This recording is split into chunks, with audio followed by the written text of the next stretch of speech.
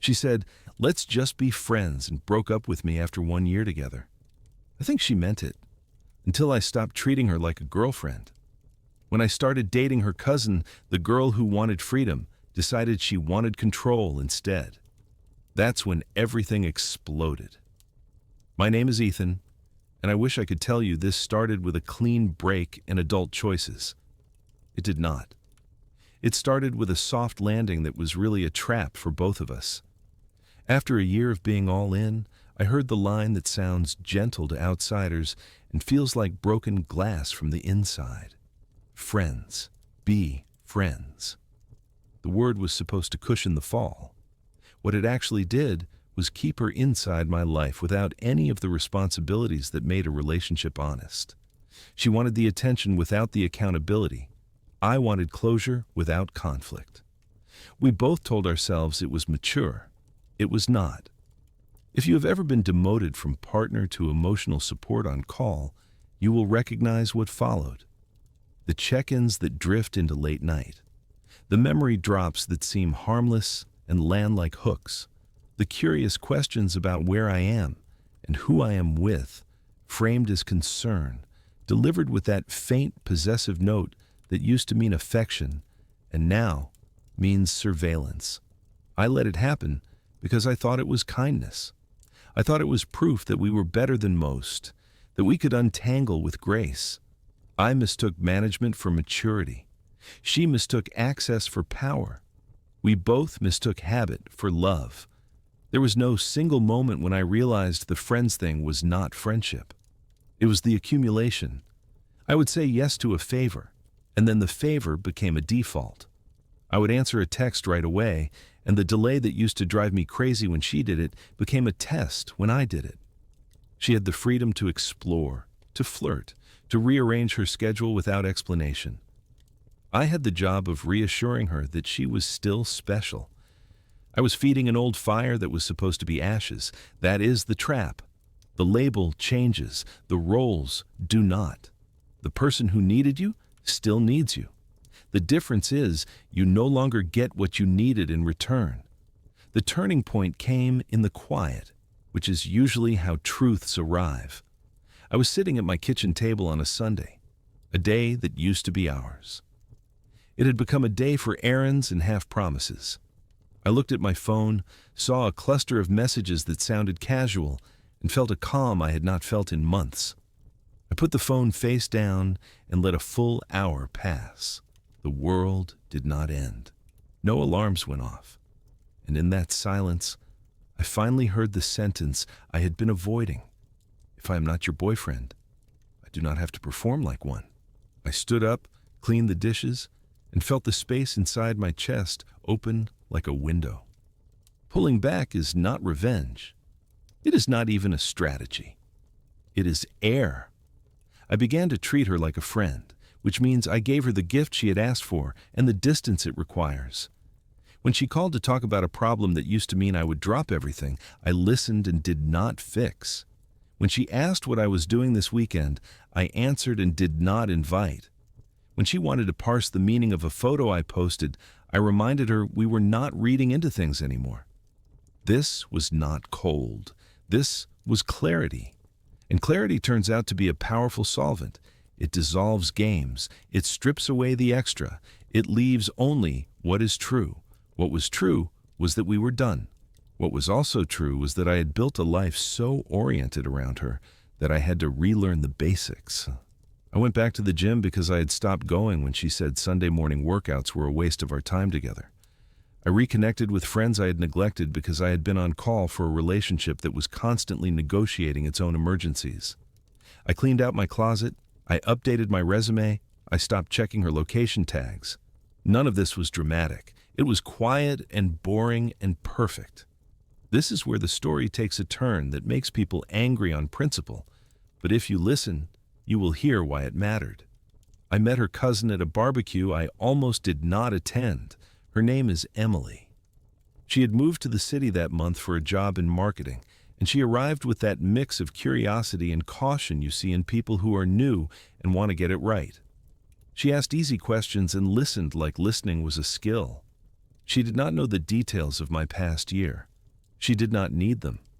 She was building a life of her own, which is magnetic when you are trying to build yours. At first, I avoided the pull because it felt messy by association. Family lines are tricky. But Emily and I kept ending up in the same circles, and everything between us happened without scripts. We would walk a few blocks after an event just to keep talking.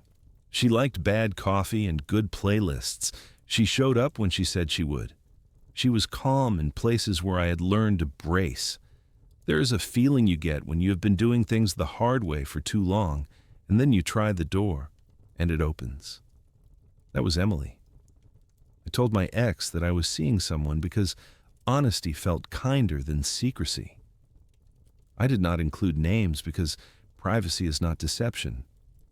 She asked in that patient tone that hides a blade if she knew the person. I said it was someone from a mutual circle. The next few days were quiet. Then the messages started. At first they were light. How is everything? Are you happy? Then they bent. No one will understand this. Family will get hurt. You should think about what you are doing. The girl who wanted freedom suddenly wanted terms. She had created a rule set where she could date and keep me in orbit. The moment I stopped orbiting, her rules changed. I did not escalate. I did not argue.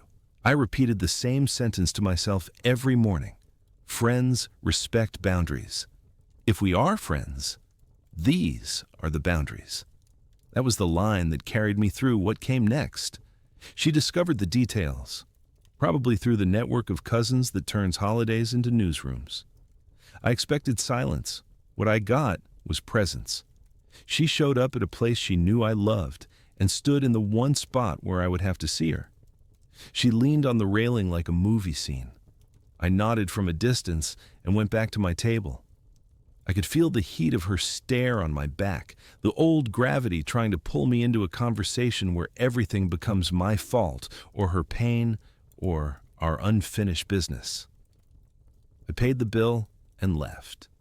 There is a myth about revenge that it looks like fireworks.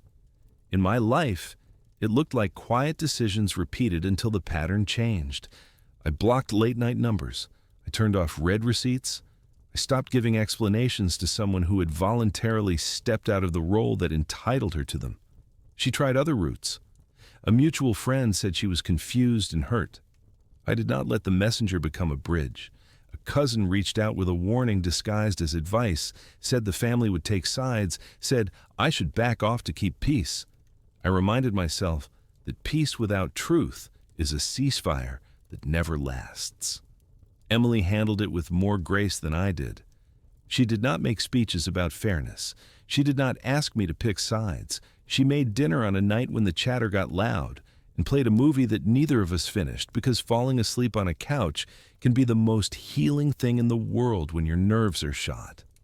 She never said I told you so when drama tried to knock on our door. She just locked it. The explosion everyone predicted did not come in one boom. It came as a series of small detonations. A comment thread where my ex hinted that I had betrayed her. A private message to Emily that tried to rewrite history as a timeline where I had been unfaithful. A mutual acquaintance who screenshotted everything and tried to get me to react. I kept repeating the same internal rule. Friends respect boundaries. People who make up stories in public do not get access in private. My silence became the thing that angered her most, which told me it was working. I am not pretending this did not hurt. It did.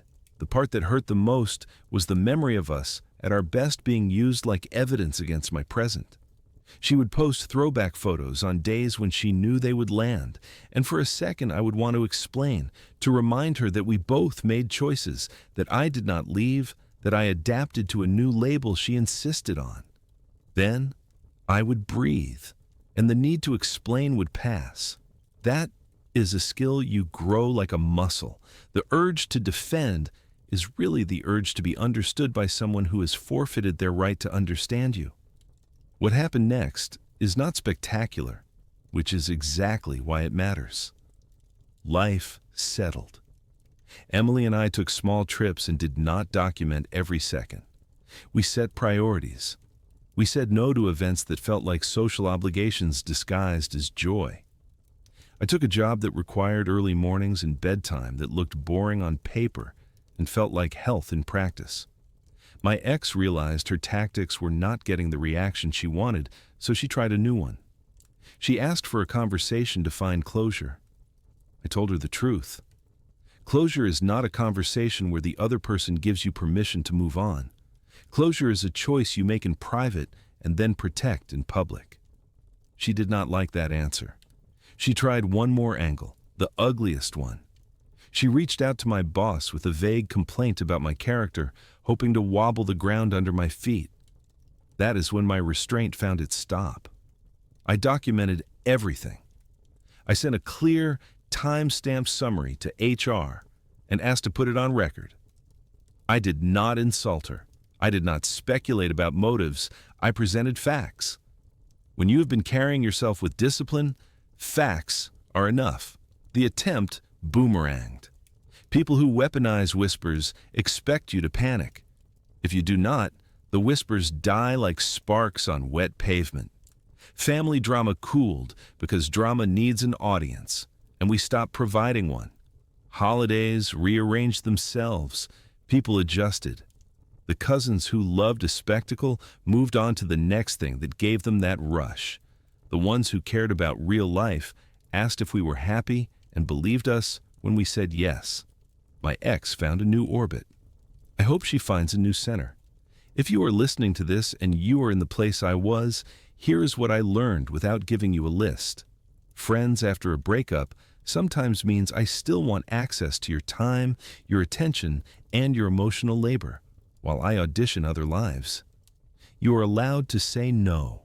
Silence is not abandonment when you have stated your boundaries and the other person keeps testing them. It is stewardship. Revenge that looks like chaos rarely brings peace. Revenge that looks like order is not even revenge. It is self-respect wearing work boots. Dating within a complicated circle will tempt you to over-explain or apologize for what you did not do wrong. Do the simple thing for long enough and watch what happens. Tell the truth. Keep your promises. Protect your peace. If someone wants freedom, let them have it. Do not hold the door and then let them reach back inside to rummage through your pockets. You are not a storage unit for the feelings they do not want to fill. You are not a power source they get to plug into whenever their new life goes dim. In the end, the loudest moment in my story was not the breakup or the fallout. It was a quiet morning when I woke up and realized I was not rehearsing conversations in my head anymore. I was not checking my phone before my own pulse. I was not calibrating my day around someone else's moods. I was living like a person who had learned what love is supposed to feel like. Weighted, steady, patient, interesting only to the people who matter. That is the twist nobody predicts because the algorithm does not reward it. The bomb does not go off. The old patterns do. I began this story with a sentence that sounds messy because it is. I ended it with a life that sounds boring because it is stable. If you need the dramatic image, here it is. Imagine a house that survived a storm. The windows are open.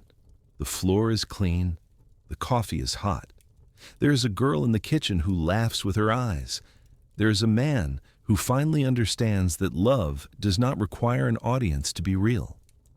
He was once the person who mistook access for affection.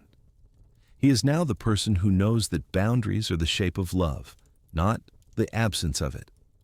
His name is Ethan. He learned the hard way. He learned for good.